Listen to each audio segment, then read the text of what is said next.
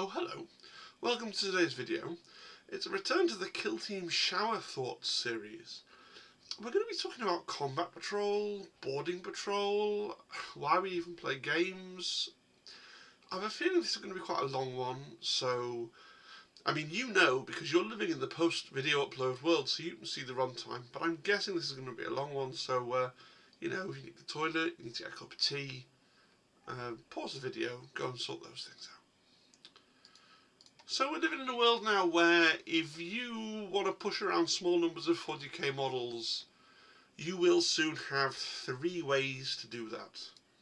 We've got this combat patrol, we've got kill team obviously, and we've got boarding actions. Now, everybody on this channel knows what kill team is, right? So I'm not going to explain that. And probably most of you know what boarding actions are.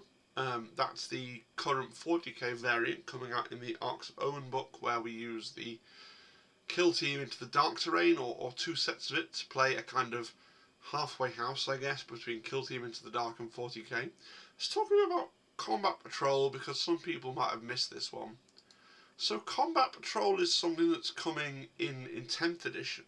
The products are already out there. The idea with combat patrol, this red text is from Warcom. The idea is that they're going to balance it, so you pick up a combat patrol box and you play that versus another combat patrol box, and you've got an out of the box experience, and it does seem like it'd be quite fun if they can find a way to balance, certain forces, Custodes, Imperial Guard, Genestealer cults. Some of these don't seem inherently equal out of the box. The new Votan combat patrol also looks pretty good, pretty powerful. So we'll just see how that actually goes. But I have to say, and there's been a little bit of hype about this. I think I know that he's kind of persona non grata in hardcore kill team circles, but I know that Tabletop Minions has been raving about a 40k 10th edition combat patrol. And I've just been reflecting on it a little bit. It really doesn't appeal to me. I think it doesn't appeal to me because of the lack of list building. And I'm playing 40k. I really want that list building, but people who follow the channel and are on the Discord are going to find that remark really strange. There's a little bit of cognitive dissonance going on here, because I've said a few times on the channel, and I've said it in the Discord, that one of the reasons I like Kill Team is it doesn't have any of that awful list building stuff. I moan about the Thousand Suns and the Necrons because they have loads of list building elements, right? And recently we had a discussion in the Discord. You should join the Discord, by the way, if you haven't. We have some quite good discussions in there now and again. We had a discussion in the Discord the other day. What changes would you like to see in a new edition of Kill Team? I guess inspired by, if you watch, how many YouTubers am I going to name drop in this video? All of them. If you watch Can You Roll a Crit stuff, he did a video recently about Kill Team, the next edition of Kill Team. What changes are they going to make? Because we're getting a new edition of 40k, and it's kind of reminded everybody in their minds that Games Workshop has to operate this 3-year edition cycle. So as happy and comfortable as most of us are with Kill Team, it's kind of inevitable that in about a year we're going to get a new edition. People are talking about what they'd like to see change in a new edition, and there's a couple of people in the Discord who really want some more granular list building stuff in Kill Team. I really don't. Now, why do I really not want list building in Kill Team, but I'm really uninspired by the concept of combat patrol in 40k, playing fixed lists out of boxes? That's interesting. That's an interesting little thing. I want to unpick it a little bit. So let's just talk about why is list building great? So list building allows you to personalise your army and tell the story that you want to tell. If you want to play a tank company, you can play a tank company. If you want to play a first company elite, you can play a first company elite. Even if you just want to make up your own kind of mixed force, you can personalise. I've got a squad of my Terminators here from Horus Heresy. They've got combi melters, which isn't particularly a point effective weapon that you'd pick. I've converted them. The squad has a name. If you've been following the Fires of Istvan series, which I do mean to get back to, like the squad's got a name and history and a purpose and an idea about them and what they're for. Um, and we're playing that campaign to try and tell a story. And it goes back to something that Tabletop Minion says it's a lot. He says games should be fun, and that sentiment I agree with. And I think building your list and choosing what you want to have in there, that can be a great source of fun because you are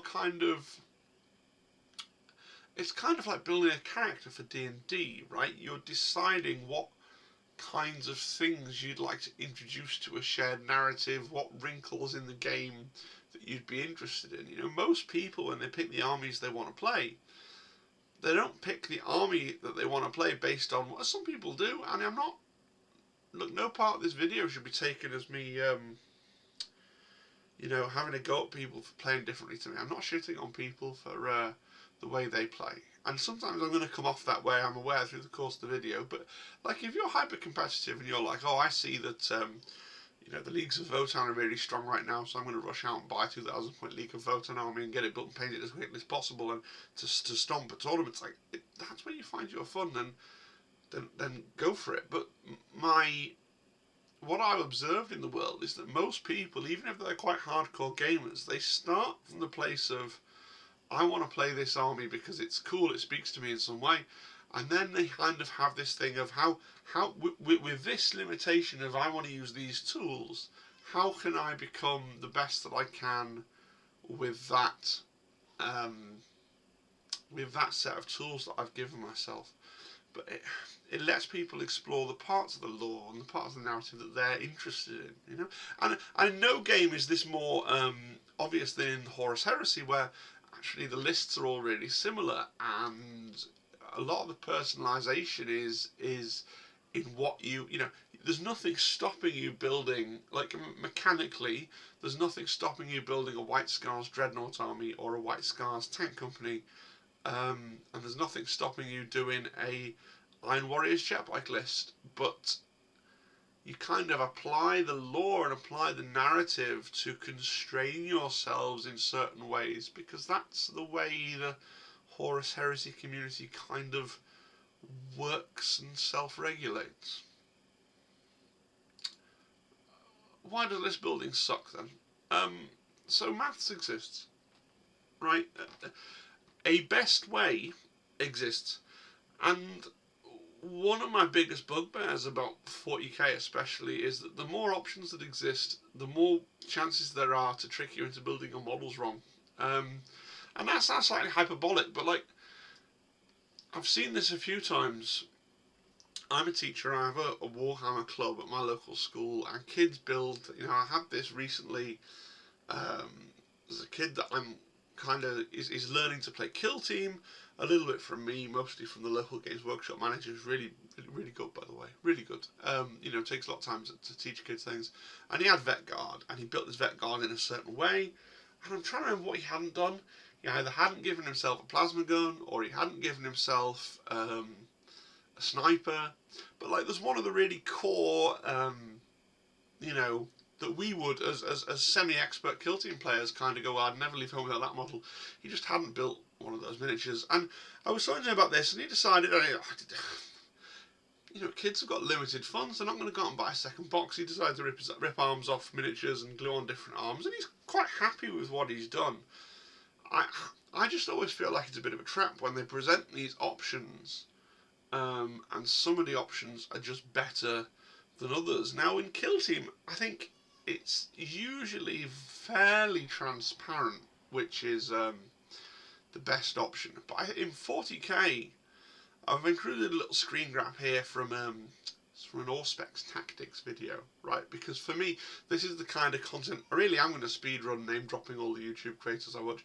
But this really is a the kind of content that I think of when I think of Auspex Tactics. These kind of breakdowns of like, which is the most bleeding edge efficient kind of weapon loadout for your miniatures. Here we've got Power Fists and Stormbolters versus Chain Fists and Stormbolters, Terminators, because it's reasonably it's a reasonable situation that you might have bought a box of Terminators and you might not know what kind of fists that you want to assemble them with.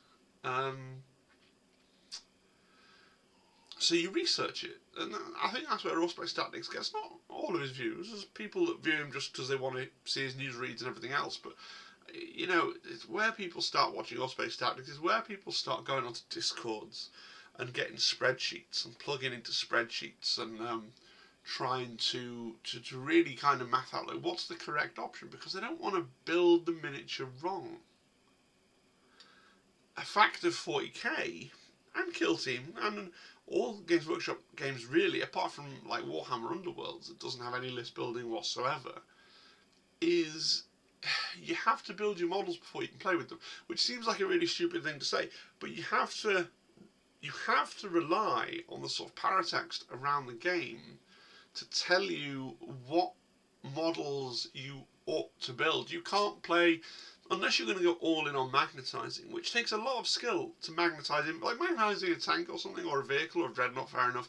But to magnetize infantry, I think, and to sync the magnets properly and not have it look like a disaster, takes more skill than I've ever wanted to pick up.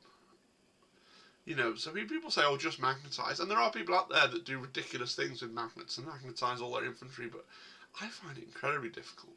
So you're kind of forced to this paratext, this secondary knowledge, to try and understand how you should be building your model. Now, I know that there are some people, Zimbad chief among them, who are probably at this point like screaming at the screen, rule of cool, you know, just do what you think is cool, and just, you know, just like I was saying before on the previous slide about why I like list building, in the same way that you would say you pick your the faction that you want to play, and then you do the best you can with the tools that you've got. There are definitely people out there that say, oh, just build the one you think is coolest, and then learn to play the best you can with what you've got. But so many of these choices do not meaningfully affect the coolness of the model. Like, is a chain fist or a power fist cooler? I'm not sure that I have a strong opinion. There are some things, like if you're weighing up a thunder hammer with a power fist, then maybe you just like, oh, I really like the silhouette of a hammer, and you go for hammers, and fair enough. Maybe you're playing like Crimson Fist, so you want to give every model in your force that can have a power fist got a power fist, fair enough. Maybe you're playing Dark Angels and you want as many kind of big swords as possible, fair enough. But especially in 40k, we're asked to make so many choices on the miniature that don't have any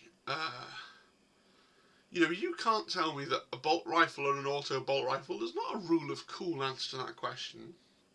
There's only a math answer to that question. Plasma incinerators versus assault plasma incinerators versus heavy plasma incinerators, like, people shout rule of cool. Rule of cool made sense, I think, 3 or 4 years ago, when really the only selections that you were making were war gear on characters. And you kind of say to someone, oh, just build the character whatever you think looks coolest, whether that's a power axe or whatever else, and then just roll with it, because there wasn't that much variance. But now, like especially the Space Marines in 40k, you're asked to make a lot of choices. I genuinely don't feel that there's a rule of cool answer. I am not any more inspired by the slightly different plasma gun or bolt rifle to know which is which, right?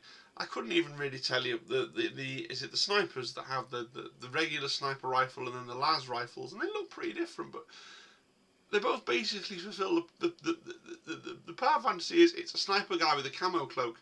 Like, his coolness is not objectively changed that much depending on which gun that he has. But if you put the wrong gun on, like, I know a lot of people say, oh, it doesn't matter, nobody cares. I would care. As a hobby person, and we'll talk about this later, as somebody that loves building and painting models, if I built and painted it the wrong way and was constantly having to say to my opponents, oh, these have got las fusils, but we're going to run them as this other thing, like, that would really, that would bother me. That I think I'm the only one that would bother me. So we got this dichotomy, and then I kind of got thinking about it, wind it up to this idea of why do we play games at all? Now, this is not a new topic for a video. There have been... Is there such a thing as a new topic for a video? I mean, I guess you can talk about news, and that's kind of the low-hanging fruit. of YouTube, right, is to talk about just the latest news. Magic the Gathering players have been talking about Timmy, Johnny, and Spike for over 20 years at this point. And now, if you've just done the millennial thing of going, what, that was 20 years ago, I'm sorry, I kind of did that as well when I looked this up. But it was about 21 years ago when that article about Timmy, Johnny, and Spike was first written by the Magic the Gathering fellow whose name escapes me. But I think this is a really interesting thing to think about, as it applies to Games Workshop stuff today in the year of our Lord 2023. I think broadly you can chunk down the motivations into playing a game into a few areas.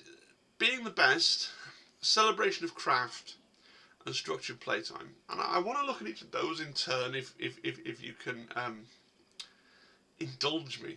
Alright? So, being the best is, I think, probably the easiest to understand. If you want to win, you want to win, and especially when it comes to kill team, it's really easy to pivot to the team that you think is strongest. It's really easy to kind of bounce around from, people that have played Custodes, and then they bounced around to Harlequin Troop and Pathfinders, and they play the teams, and there's no shame in that, I don't think. It's such a small hobby investment. They want to play the teams that they want to win with, and then yet more you got kind of tier below there who, like in the big games, they play the team they want to play, but they want to play that team to the highest possible standard. And they want to play in the most optimal way. They want to take the strongest weapons. They want to make use of those rules interactions that don't feel right, but they're in the rules so that you can do them. So I'm talking about things like I'm looking at Kazakin at the moment as it's a painting project going on. It's a team I'm considering pivoting to. They have a stupid rules interaction.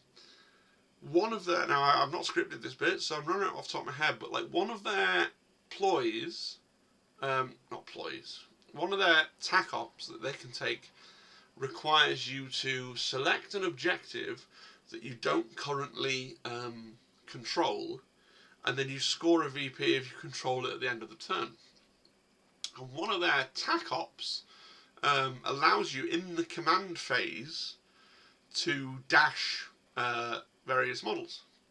So my go-to example at the moment of a play that doesn't feel right is there's nothing, I don't think, in the rules to stop you, because you do your ploys first and then you reveal your objectives. You could dash off, if you had a home objective that was safe, you could dash off it for a command point and then say, well, I'm going to designate this objective that I've just scored, by the way, at the end of the previous turn for a primary, and now I'm going to say it's not an objective I control because I've moved off it with a command point, and declare it as my priority objective, and then in my turn I'm going to move on to it and get probably a free VP. I spent a command point. Now, I mean, this is not mind-blowing. I'm not saying that I've just broken Kazakin and I'm going to sail to the top of the rankings. It's just my go-to example of a rules interaction at the moment that doesn't feel right, but it's in the rules. And if I was at a tournament and it's like that, I'd be really apologetic. Like, the really competitive players would not apologise. They'd be like, oh, you're aware of this, right? We're going to do this thing. And you'd be like, yeah, okay. Rules are rules. People want to do what they want to do within the entire breadth of what the rules allow, and they don't. I'm not saying they should feel shame. That's not the word, but like I would feel a tinge of guilt at exploiting. It's like an exploit, right? If you play video games, we're going to talk more about video games in a minute. If you play video games, there are things that you can do that clearly the designers didn't spot. And they're there, and you do them, and then you don't feel particularly good about it, right? And the people that want to be the best, they spend a lot of time on Discords, looking at spreadsheets and working out and honing their understanding of what it means to be the best, right? And they play a lot of games. These people usually have time and friends with which to play like 2 to 3 games a week, right? And then they really want to hone and be the best, right? Then we've got the idea of celebration of craft.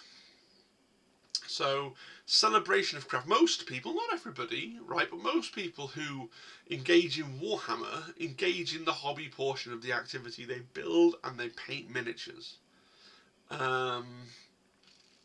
And on some level, I think that playing a game with your finely painted and crafted Warhammer is less about the game itself and more about the kind of...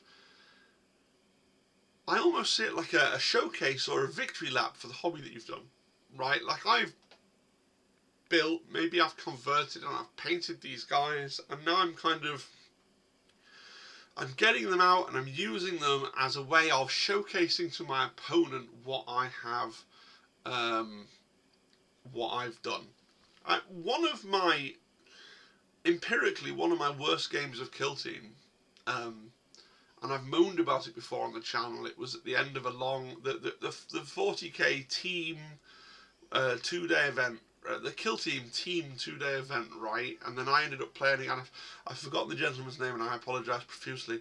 I ended up playing against a Vetguard player who I discovered later, because he'd appeared on a Glass Half Dead video as like a special guest expert. You know, was like one of the top Vetguard players in London, and I got absolutely massacred. But and he said it to me at the time, and he said it to me again in the comment of a video, like, you know, he really complimented my painting. And for me, I mean, it really goes a long way to take the especially the sting out of the tail of a bad loss, because actually, in a way, you know, my brain is quite happy to kind of tell a story. Novitiates are kind of a funny team in that they are sisters in training, and the idea of the sisters in training that turn up on this planet and get totally slaughtered by these Krieg. Why the Krieg fall into chaos? You know, are they just in the wrong place at the wrong time? It kind of salvages something to go, well, okay, you didn't put in a particularly good showing, gameplay wise, but somebody appreciated the story that you're trying to tell through your craft and your models, and that makes it kind of worth something, I feel. You know, now it's very possible that perhaps my opponent was just being polite, and having realised that he was kicking a puppy, went, oh, but your models are really well painted. But I don't take it that way. I've got the idea of structured play. I think structured play is really important as well. Once you get into your 30s, for anybody that's in their 20s that's watching this, you don't need to worry so much, but once you get into your 30s, making friends sucks. Hanging out with people kind of sucks. Having a piece of structure to, like, allow you to engage with strangers and know that they're at least vaguely like-minded because you're both into this particular niche hobby, and if you don't get along, or there's a conversational like lull there, you can fall back on the game and refocus on the game, and that lubricates what you're trying to do. And some of these gaming acquaintances might grow into full-on friendships. I mean, they probably won't, right? But they might, and it's a kind of a great way to get out and meet people and socialise. I mean, I'm somebody who, I mean, I'm 36 now, and about 8 years ago I decided to move from one end of the country to another. So a lot of my kind of core friends that I made in my 20s, in those years where it's easy enough to make friends, they're up north, and I love them dearly, and I see them frankly less often than I would like. But having this kind of structure of a thing to do, I find that's really valuable as well. So, what's my take on all this? Originally, I was primarily a person in the celebration of craft category, right? Especially when I still lived up north. I still do spend a lot of time, a lot of downtime painting, building, photographing Citadel miniatures. It's the main thing that I do when I've discharged all my family duties and my work-related duties. It's the main third thing that fills my life and brings me joy, that isn't hanging out with my family and going to work and you know, going to church once a week and going doing the food shopping and all those things, but the Warhammer hobby is like the main thing that fills in that extra bit of time, right? The bit that brings me the me time, the joy. And gaming was really, my view of it always was that gaming was the thing that you did to play with your toys so that everybody got to look at them and hopefully they'd be impressed and they'd make suitably impressed noises. Can't overstress how important to my self-esteem it is to have people go, oh, they're good. I'm not fishing for compliments that aren't genuinely there, and it's just that I feel like saying to people all over the world, if you're playing Warhammer and you look at your opponent's models and you think that they're nicely painted and well painted, tell them. Don't just assume, oh, they've painted that to a really high standard, so they must know they're really good. I mean, I'm going on a side rant on a video that's already going to be, I've already been talking for half an hour and we're not anywhere near done. But like, the thing with any kind of creative hobby is that your stuff perpetually looks like something you could do. And if you have average levels of self-esteem, that means that people never think their own stuff is really good. Right? People need, on anything kind of creative like this, people need validation. One of the most important things that I learn as a teacher is, like, everybody would intuitively understand if there's a kid that struggles with something and then they get it right, you praise them. Like, anybody who tried to just teach for a day would understand that. What you kind of have to understand is the kids who are consistently good also require praise, because even though it's bleedingly obvious to you, like, I teach programming, and so a student will make something like a game in Python or something, and it'll be really, really good, and I'll be like, oh, it's really good. And your brain kind of goes, well, it's obviously really good. They can see they're so much better than their peers. They don't need me to lay it on thick. Actually, everybody does need that. So, if you are saying, and this is not me fishing for compliments on my stuff, this is kind of a PSA for the whole world. If you are playing against somebody with really nicely painted models that you think look really cool, tell them. Tell them. It'll mean the world to them. It really will. And I'm not trying to gatekeep the hobby from the people that don't like painting. Like, if your painting is to just whack on the contrast because you love the gaming part and the hobby part is just this thing, or if you're one of the people that loves building and then painting's like, oh god, if I paint them now, that's perfectly valid. Not everybody has to be me. So the pandemic, we're going to talk about the pandemic, let's talk about the COVID pandemic, because it's a big factor in all of this. It's a big factor in Kill Team and in gaming, and so I had a very rough pandemic. I was hospitalised Christmas of 2020, intensive care, narrowly avoided going on a ventilator, the whole 9 yards, quite traumatic, all this sort of stuff. But over the pandemic, I did a lot of hobby. Obviously, a lot of people did a lot of hobby over the pandemic. But afterwards, I determined I wanted to go out to events and play games. It was not something I'd ever really done pre-pandemic. I'd never gone to Warhammer Worlds to play in a competitive event. I played games with my friends now and again on an irregular basis, but I'd never ever gone to play against strangers in an event. And Kill Team 2021 really came out at more or less the perfect time. The COVID thing had basically calmed down, so everyone felt comfortable going out to events. I had pretty well completed my rehabilitation following discharge from hospital, and so I kind of really went both barrels into travelling up to Nottingham every time they run an event to play Kill Team 2021, to meet new people, and I started the channel around the time that it was the Sisters and the Tau box came out, right? So channel wasn't around for the launch for Arctorias, but it was around for the second set of releases. I can't imagine taking a full scale game to an event, right?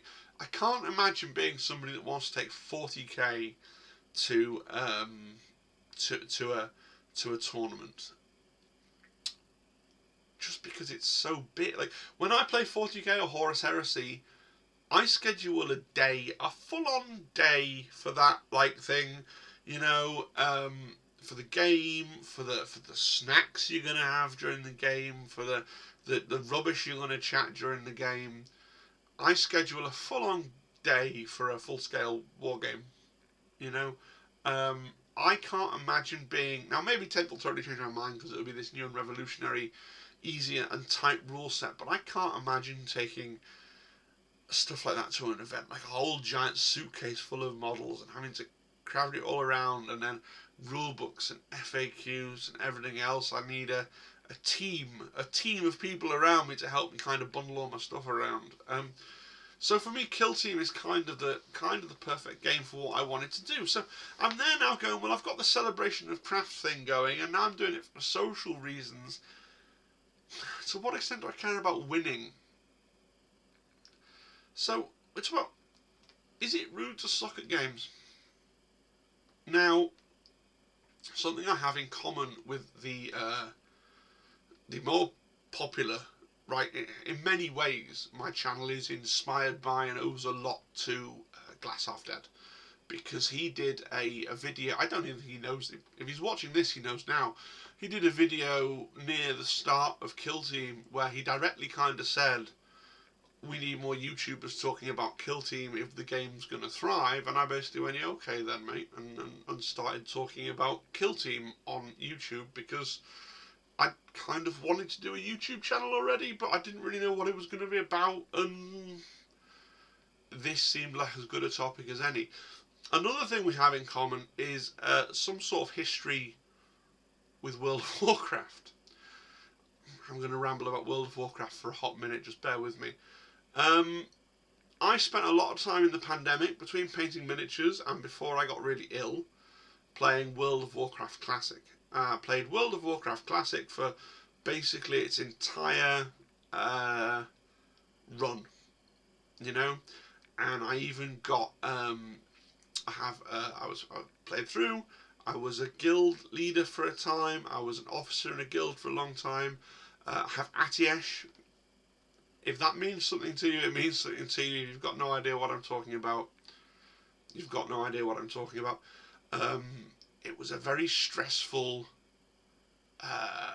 time, especially as a lot of the time my guild were progressing in Nax. I was actually in the hospital, and I came out of the hospital, and we'd merged with another guild, and it was a whole thing there for a hot minute. And if anybody knows anything about World of Warcraft, there's this inevitable tension between the people who want to take it really very seriously with the character builds and the gear and the math, and the people that want to take it more casually. And we were always trying to walk this line of being a more casual in mindset group of people who nevertheless we completed all the content. Like, just about by the skin of our teeth did we actually kill Kel'Thuzad by the end of World of Warcraft Classic, and some of those last few shards of Atiesh really were a charity case from friends that we'd made along the way that were in better guilds, like, oh yeah, no, we'll take you. Like, I just about achieved these goals. There's a really great video essay on a channel called Folding Ideas called Why It's Rude to Suck at Warcraft, which is far more intellectual than I'm coming across here. Really worth it to you if you got, after you watch this video, which might, well, I don't think we're going to get quite 90 minutes, but it might go that far. If you have even a sideways interest, it doesn't matter if you've never even played World of Warcraft, if you have even a sideways interest, I highly recommend this video. It's a really fascinating look at how humans optimize. I guess one slightly pejorative way of putting it is you optimize the fun out of a game, right? The desperately condensed version of what is being put across in that video is that if you're playing a game with other humans, you have some degree of obligation to know what you're doing, and not not to decide to do suboptimal things for your own fun, because you actually ruin the fun of the other humans that are there that are trying to work to achieve the goal. You end up, for reasons that go into in this 90-minute video essay that I would beseech you to go and watch, you end up with a sort of social obligation to push yourself to the bleeding edge of high-level play that you can if you play these games. So the question becomes, does this apply to our game? I'm going to stop rambling about World of Warcraft now before I lose any more of my audience. Does this apply to tabletop war games? Well, less so. It's less rude to suck at war games than it is to suck at World of Warcraft, because war games are competitive and not collaborative. So if you're at an event and you suck, and you fight against somebody in the first round or the second round or whatever it is, like there's a great percentage of players out there that think that's great stuff, because they're going to get an easy win. And it's a competitive game, and they kind of expect, I'll go in, I might get an easy win in my first or second round, and then the Swiss will kick in, and I'll be pitched against the other people, and I'll compete. So the highly competitive players don't mind, and I've never, I've been shouted at and whined at for being, because I played World of Warcraft in my youth as well before Classic. Like, I've been absolutely chewed out for sucking at World of Warcraft. I want to really, really emphatically say that I've never been bullied for sucking at war games at any kind of event in the same way that I have been bullied, and I've seen people be bullied for kind of breaking the social contract in World of Warcraft. It's not the same thing at all, and there are a lot of good reasons I don't play World of Warcraft anymore. But having said all that, there are people that have, I think, the reasonable expectation. If you pay to go to somewhere like Warhammer World and you're getting 3 games of Kill Team for your money, you kind of want 3 decent games, right? So I feel like if you're someone like me and your primary goal going to these events is the social interaction and to show off your hobby, you've still got a certain amount, much less than if you play these online video games, but you've still got a certain amount of social obligation to do well. To give your opponent a decent run, to not totally embarrass yourself. And so it ends up being all 3, right? You end up wanting to play to win, to show off your craft, and to socialise with people. And I think that's the only way to view it. It's not either or. Yeah, some people hate hobby, so that they don't care about showing off their hobby. They don't put their models in the cabinet at lunchtime for people to look at. Some people say they genuinely don't care about winning. But I actually think that ultimately, for the majority of people, it ends up being about all 3. If I'm wrong, shout at me in the comments. That's what they're for. So about attention. I promise we're getting back to list building. Attention arises. So when I played 40k, and I played a lot of 8th, I love the classic colour scheme of Armated Lady, which, if you're thinking of a Sister of Battle, they're the poster force for the Sister of Battle, right? They're on all the box art. They're on all the codex covers. It's that classic black armor, red cloth look. I think it's iconic and beautiful, and I really enjoy trying to match into the box art for Sisters of Battle. I find it desperately fulfilling. And when playing 8th edition, I suck at these games. I've always kind of sucked at these games. Like, when I lived up north and I was playing mainly with my friend group, I wasn't the worst in my friendship group, but like, it was one of those groups, 6 or 7 people, almost all of whom are probably watching this video. and so they can probably put names to what I have to say. But like, you could tell, oh, if he's playing him or he's playing her, like, I know probably who's going to win, and everybody kind of knew where they were in the hierarchy of who was skilled at the games, and it didn't really move. If I'm being honest, right? It didn't really move. But I was always trying to be better, right? Just to give the person I was playing, if they usually were someone that won, to give them a little bit of a run for their money, And so you would look online, and I would come up against this thing. It's the most frustrated I've ever been in the Warhammer hobby was in 8th edition with Sisters of Battle. Because you would look for advice from the community, and all you would run up against time and time and time and time again was that bleeding 8th edition, the Bloody Rose meta list, where what you want to do is you want to take this and this and this and this and this, and you paint them red, and you do this, and that's how you play. I'm trying to get advice for, like, how can I play better? These are the sorts of units that I want to use. I know the army list that I've picked is kind of suboptimal, but do you have any advice for, like, what this unit is suited for and what kind of role it should be in and, like, things like that? And the internet does not want to know. You could find pages and pages and pages and pages and pages on how to pilot the Bloody Rose meta list. But getting advice on how to play well with the models that I decided I wanted to use and the paint scheme that I enjoyed, that's difficult. Because the view at the time online was pretty well that you were either playing the accepted build for your faction or a slight variation on it, and you could get bags of advice, bags of friendly advice on how to pilot that kind of build. But if you weren't willing to do that, then you were kind of totally unworthy of engagement. You were either playing the meta list, or you were super casual, and why were you even asking on tips on how to up your game? Depressing. And anybody that's played World of Warcraft knows exactly the feeling that I'm talking about.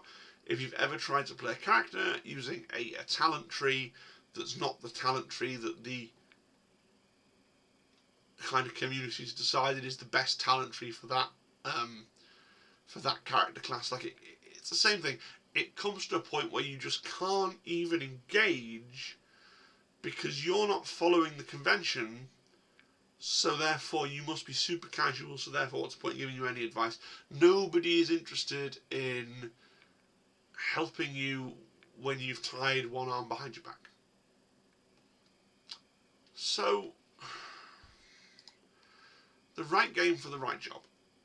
So for me, I want a small model count game that I can travel to events and play with, right? At the moment, this is Kill Team. It's going to be Kill Team for the foreseeable future. It could easily be Warcry, Aeronautica Imperialis, or Underworlds. Bigger games, 40k the Horus Heresy, for me are more about the grand spectacle and telling a collaborative story with friends. And to be perfectly fair, there are sometimes food. There's something I want to do now and again. I would play Kill Team every week if I wasn't so tired at the moment, but I would play Kill Team every week quite happily. I like that there's not really much list building in Kill Team, because it means that you don't have to get into that tension of picking between what is cool and what is best, where you get into those debates of like, oh, well, you're not net listing. Everybody at the event's net listing. You're not net listing. You're almost like a second-class citizen now. Because that's how these games. That's how the discourse online is for these games. It's just a point of fact. And I actually really like that Kill Team takes the tension out of this and goes, oh, everybody's going to play. I mean, yes, there's some choices, but like making the optimal choices as it stands in Kill Team, because there's not that much flexibility. Like, it's not that much of a hardship. It's not that much of a hardship to go, well, I'll take a plasma pistol and a chainsaw, even though I think a power sword might be slightly cooler. Like, it's a tiny, like, one-off thing.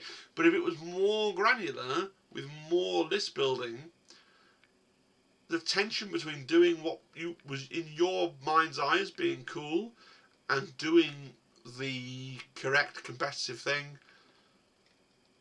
becomes more of a tension, right?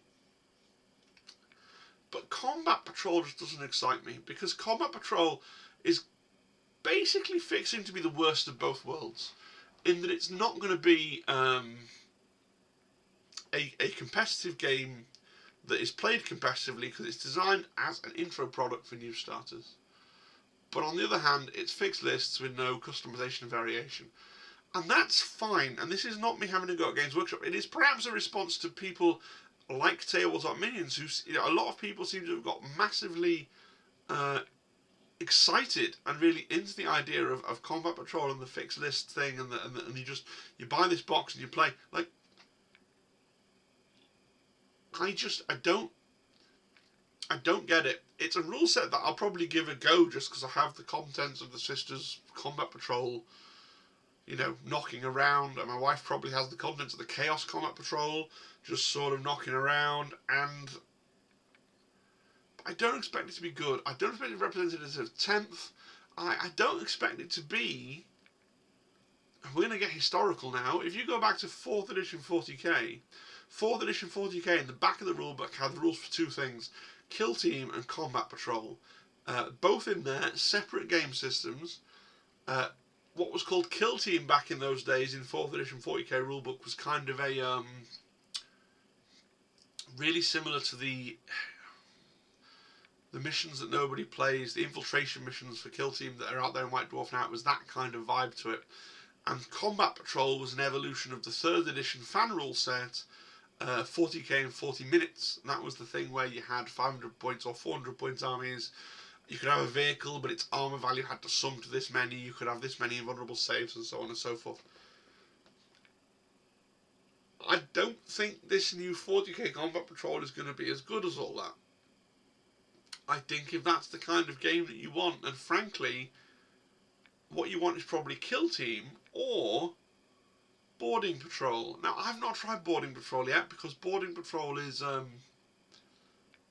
it's the terrain building. I don't really yet have it in me to build and paint a second set of Into the Dark terrain. I think we should be playing...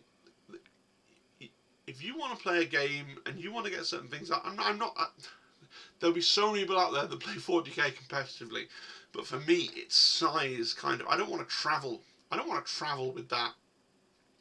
Maybe that's just me. So, I've kind of rambled myself out, but I've got a few more slides, because I've got kind of a side point here. I want to talk about how different games are now. And we're going to go back in time about 20 years, 2003, 2004. The first thing I've got here is from the Citadel Journal. Let me just see if I can actually do what I want to do on the fly. Can I magnify a little bit? Okay. So this is Jervis Johnson. The last of what I would suggest is the old guard of Warhammer 40k and Warhammer Fantasy.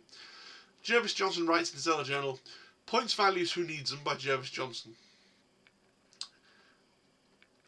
I do a lot of serious thinking as I cycle into work each morning. The 20-minute ride seems to give me just the right amount of time to think through a problem. Sometimes I even come up with a solution. Anyway, recently, as I was cycling in, I was pondering over a problem that has become more and more prevalent over the last year or two. Basically, we've been finding that far too many players, and often players that really should know better, are starting to treat our games a bit too competitively. These players only seem to be interested in playing tournament-style games, i.e. equal point matchups played with a basic lineup and fight scenario. And they seem to only be able to get their jollies by winning the games they play just about any way they can. The thought of playing a game which isn't completely even seems to fill these players with horror. Why, their opponent may have a best chance of winning than they do, and could ruin their lovely 100% win-loss record. No, these aren't beardy or cheesy players. Well, some are, but it's more worrying than that, as these are players who seem to think that tournament-style games are really only the proper way to play, and this style of gaming is what the hobby is really all about. In other words, they think the hobby is essentially competitive, or just about winning games. And you can find this article on the internet. It's on Reddit. If you want to read the whole thing, I'm not going to read the whole thing to you. I just think it's really interesting as a historical document, because what it leads me into is the next slide. The gaming culture wars. Now, this is something. These are two contemporaneous documents. So on the left-hand side here, we have an extract from the 4th edition Warhammer 40,000, and on the right-hand side, the famous or infamous page 5 from War Machine Prime 1st edition. Right, now these came out within a year of each other, 2003, 2004, I think. Right, I'm going to read them. I'm going to read them out loud. The most important rule. The most important rule about playing games of Warhammer 40,000 is to have fun. Now, while having fun may be gained by mercilessly crushing your opponent's forces, never ever forget that you're both there to have fun. When you play a game, you and your opponent are basically agreeing to duel according to a set of fairly abstract rules, with a theoretical ground scale using representative forces and 1,000 other subtle agreements that go together to make it work. The battle itself is a shared experience and great entertainment for both sides if they're both willing to make it so. No one particularly enjoys playing a game with someone who is overwrought, irascible and generally mean, or who only plays to win at all costs. That kind of player soon has difficulty finding opponents because they simply aren't much fun to game against. So the most important rule is to play nice and treat your opponent with the respect you would wish to get back from them, so that you both have an enjoyable and exciting game. If you can do that and mercilessly crush their forces at the same time, then you really are a winner. Meanwhile, in America, sorry Americans, warning, not suitable for wusses. Sissies, little girls and Nancy boys should go home now. This game is not for you. If you cry when you lose, get lost because you're going to lose. If it hurts your fragile sensibilities to see your favourite character get pounded unmercifully by a rapid succession of no-holds-barred iron fury, you'd better look the other way. If you've ever whined the words, "That's too powerful," then put the book down slowly and walk away before making eye contact with anyone, or they'll realise your voice hasn't changed yet. This game is about aggression. This is the game of metal-on-metal combat. This is fuel-injected power hopped up on steroids. This is War Machine, the battle game that kicks so much ass we've had to use all capital letters. We didn't set out to reinvent the wheel with this game. We just armour-plated it, covered it in spikes, and rolled it over your grandma's house.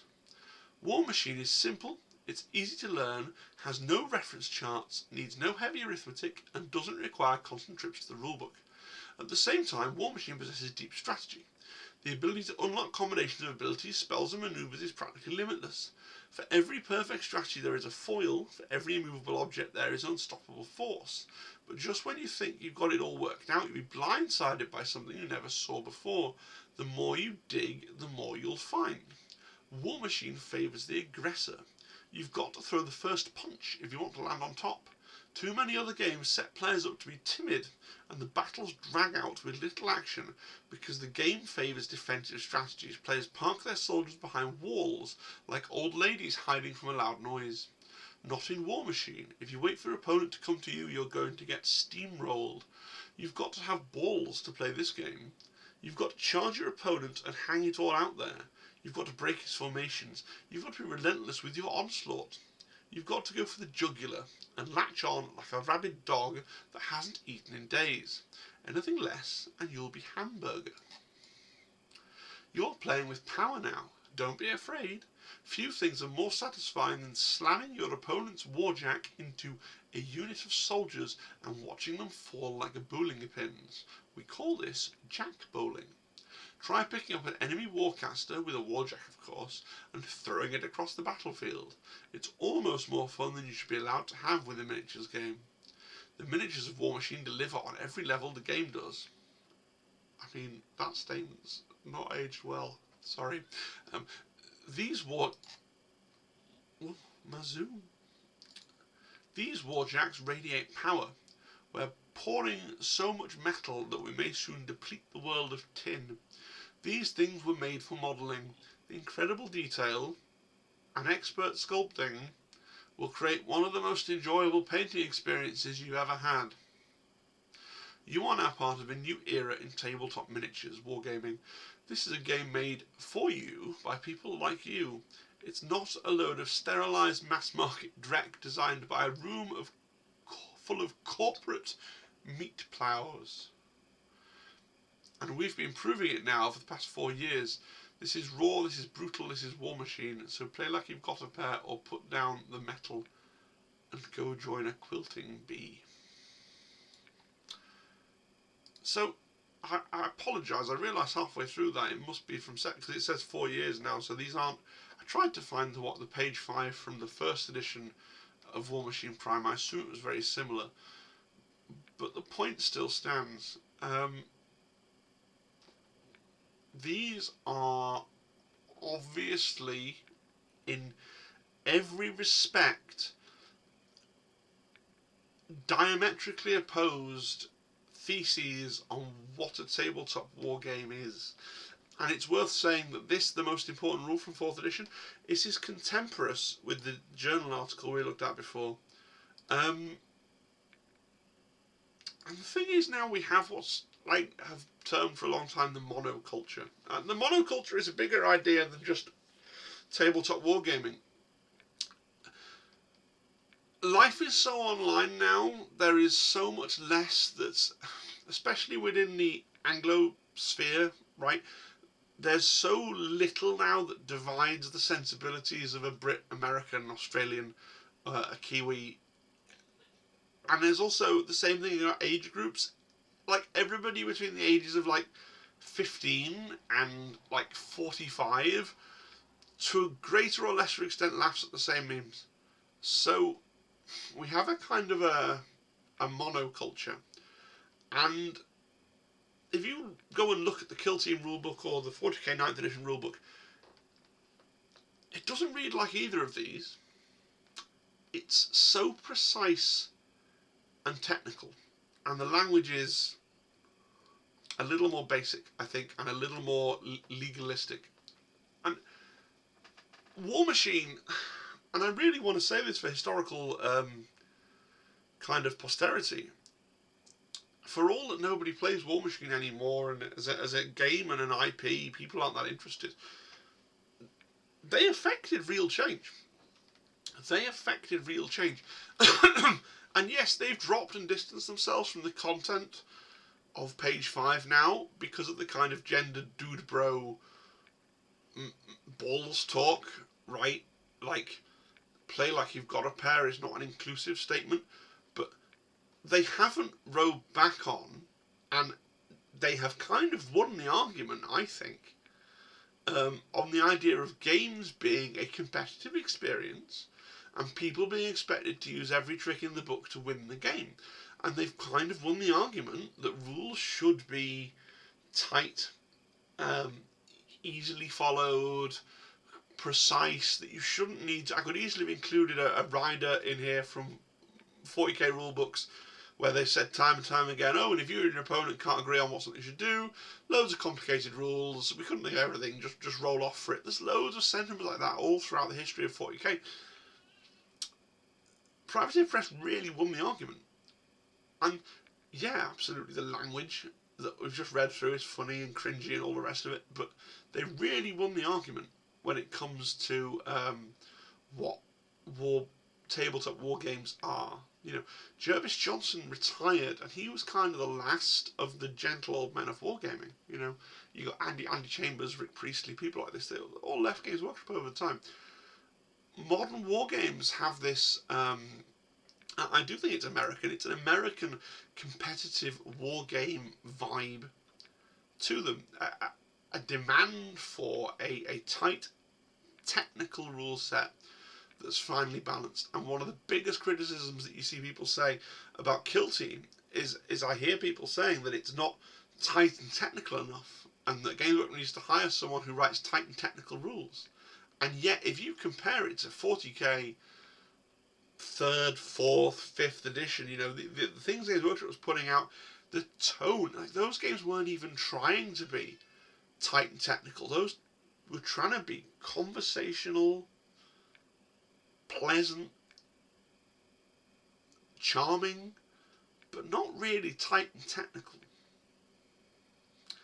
And the internet's the big reason for this. Like I said at the start, this monoculture compression, there's not really anymore a massive cultural distinction between what's happening in the UK and what's happening in the States and what's happening around the world. It's just, it's a monoculture. And the monoculture, this is not I'm not raging that things aren't like they were when I was 16, right, 20 years ago when 4th edition came out and I was 16. Yeah, of course I have a certain fondness for those things from when I was 16 years old. That's normal, but this is not me raging. I love Kill Team. I think Elliot, the lead dev on Kill Team, yeah, he's a younger man, played all these games, doubtless been influenced by a lot of the American thinking around what a war game should be, doubtless been influenced by a lot of video game stuff, has written a much tighter and much technical and quite a departure, and a lot of people, myself included, think that's a really positive thing. I enjoy Kill Team's tightness and competitiveness. But we should try and avoid the we have a monoculture, we should try and avoid the mono game. So I hear this time and time again as well, when will Games Workshop finally abandon, you know, having one player turn and the other player turn? When will they be more like this game or that game? And why can't we have list building like in Kill Team, like Warcry has list building? And why can't we have this and this from this game and this and this? Like, there's value to having choice in the marketplace, and I personally, as someone that plays more than one game, I like the fact that I can have, okay, Kill Team, that's my competitive game, right, that's the game I want to play with a bit more of an eye on trying to win, and 40k is just it's a party. You're having a 40k game day, you know, that's just a way to kick back, relax, talk shit with your mates, play with your toys. I think there's room for them to both exist. I think it's okay for 40k to be 40k. I think it's okay for for all these other games to exist. Here endeth my kind of ramble. I've been going for basically an hour. Have I made any points? I don't even know anymore. Final thoughts. This sort of ramble needs your feedback more than any other kind of video, because I'm sure I've said something that's upset somebody, and I'm sure I've said something that somebody else has found really interesting. I'd love to know what those things are so that I can avoid one and emphasise the other in content going forward. I'd also love to know your thoughts about Warhammer 40k 10th edition. It's early days for sure, and we don't know enough, wait and see is totally valid. Are you looking forward to it? And if so, like, what aspect of it are you looking forward to? Do you really want to get into, despite being someone who predominantly plays Kill Team, do you actually really want to get into 2,000 points matched play, you know, that modern, tightly balanced, finely raw? Do you not have the hang-ups that I have? Do you want to go to Warhammer World with a 2,000 points army and play 2-3 rounds in a day? Is that fun? Maybe I'm wrong and I'd find that fun as well. Maybe you need to convince me. Are you excited about Combat Patrol? Right, sell me on that. It's kind of inevitable, I think, that all the channels that touch Warhammer or even tabletop wargaming in some respect will start to cover 40k 10th edition to an extent when it comes out, because it's a new edition of 40k. It's kind of like it's almost like within the community, it's this massive epoch type step change, right? So it's not just a new edition of 40k, but it's like a proper new edition. It's like 2nd into 3rd or 7th into 8th, right? It's a proper change, and indexes and everything else. And I'd love to know what my audience think about 10th edition 40k, because I want to know if you want me to talk about it in the future. I've kind of rambled about it because this kind of long form bullshit content is popular apparently. Like, It's funny. I always think that I almost said when we got onto the slide about structured hobby time, right? I need structure because I'm actually quite socially awkward, but I have that Bond villain charisma where if you give me a platform and let me monologue, I'll just keep going. And people say to me, "Oh, you've got a YouTube channel and you're a teacher, and what do you mean you're socially awkward?" It's like, if there's structure, if I know what the rules are and what the roles are, it's really easy to be charismatic and to be interesting. But in those unstructured engagements where, oh, there's somebody and let's just talk to them. So maybe I've rambled too long. But if you're still here, you obviously enjoy it. The people who don't enjoy it switched off after 3 minutes, right? This is what I got to tell myself. So everybody's still here. You're the super fans. So because of that, I feel comfortable saying, if you're not subscribed and you're still here, you should really be subscribed.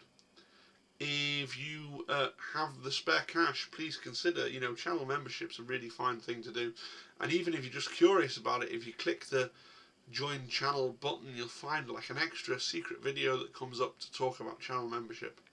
Join the Discord, leave a comment, do all these things. Alright folks, been an hour and 5 minutes of your time, thank you very much. And have a great day. And don't forget, that World of Warcraft, if you're even vaguely interested, why it's rude to suck at Warcraft, really interesting video essay. Alright, cheery bye.